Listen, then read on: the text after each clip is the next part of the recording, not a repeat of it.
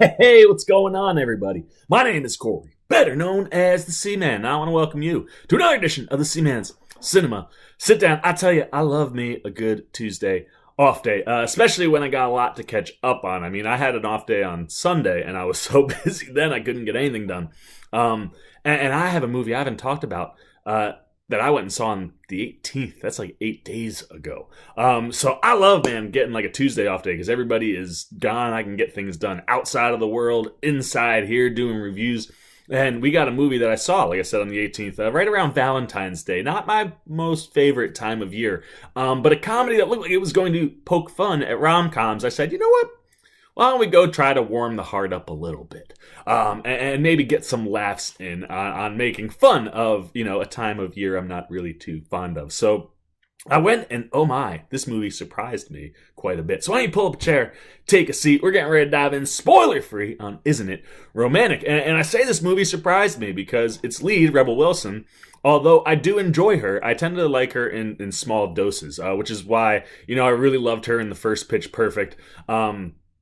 And she really works well in those movies. But even by the third one, she was getting, to be more in front of the camera for stuff. And I was like, all right, it doesn't always click. So when I saw the trailer for Isn't It Romantic and laughed as much as I did, I was very intrigued to see if Rebel Wilson could take this start to finish and see if her brash, kind of style of humor would mesh in a movie that was supposed to be making fun of rom-coms. And it certainly does, man. She goes on a riff where she's talking to one of her co-workers, Whitney, played by Betty Gilpin, where she's just telling her why rom-coms are no good. The story kind of starts with her as a little girl and being in love with Pretty Woman, and how her mom just kind of tears that whole concept apart and says it's not real. It forms who, Rebel Wilson's Natalie becomes later on. So to watch her kind of break down, it's all the stereotypical things, right? Like, oh, she instead of tripping and falling on her face, she'll trip and stumble and be caught by like the gorgeous hunk who then will fall in love with you. And then, you'll have like a super gay best friend and all these things. And you're just sitting there and you're like, yeah, see, these are all the things that just, it's like a, paint by numbers movie. And just seeing her poke all the fun at those stereotypical things enhance the comedy to the stereotypical things when her life becomes a rom-com.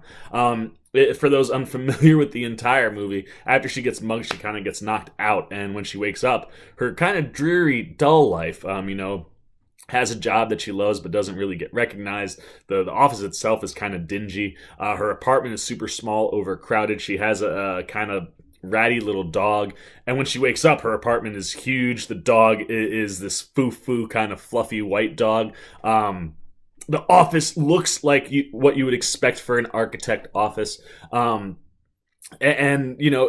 Just watching all that stuff at the beginning make fun of it all because she hates it so much. Just so much fun for me. And it works. All that, her brash sense of humor kind of works in how the things transform into the rom-com. But then what surprised me most with this movie was that the movie tricked me into an actual rom-com. By the time you get to the end and the way it plays out, you get a kind of traditional rom-com play out, but you get to see the converseness in the two worlds. And it worked. And the message that it hits at the end is one thing you expect it to be, but there's a little bit of a twist in there that I was like, wow, man, that is like such a positive, wonderful message for women.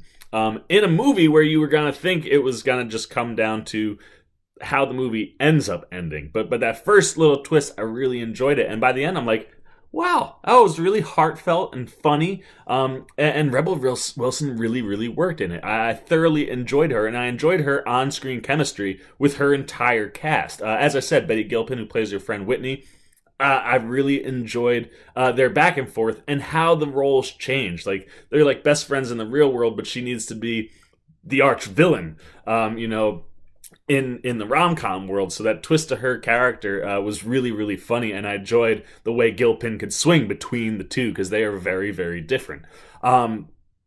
Absolutely love her on-screen chemistry with friend Adam Devine. These two have been in a bunch of movies together, especially all the Pitch Perfect ones, and their back and forth is so good. And what was nice is you get that back and forth, but it's in a different way. And Adam Devine, oh my gosh, man, he just steals your heart this whole movie. I really, really enjoyed him both in the real world and inside of the rom-com. He pretty much stays the same except for the story that gets delivered, and he kind of falls quickly in love with Priyanka Chopra's Isabella.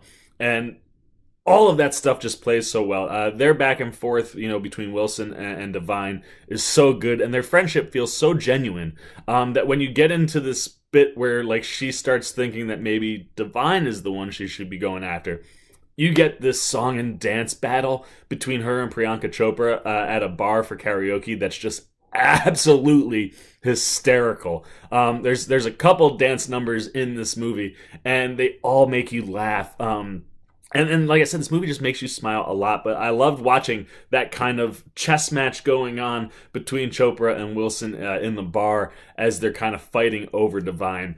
Who just adds such a good role there. And then, also her chemistry with Liam Hemsworth. Nice to see another Hemsworth getting into the comedy realm and seeing it be a different approach. He's not trying to be his brother Chris. He's, that dashingly good-looking guy who's got like a sense of humor and goofiness like me. He has these ridiculous things he does when he's on a phone. Oh my gosh, like it involves kind of like twirling, and it's really funny. And I liked his role in the movie. And again, I liked his chemistry with Wilson.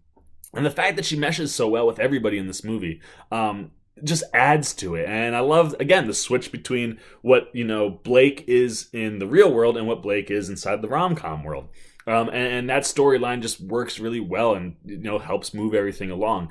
And then throw in Brandon Scott Jones, who plays Donnie, who is, in the real world, her neighbor who's a pot dealer, and in the rom-com world is the flamboyantly gay best friend.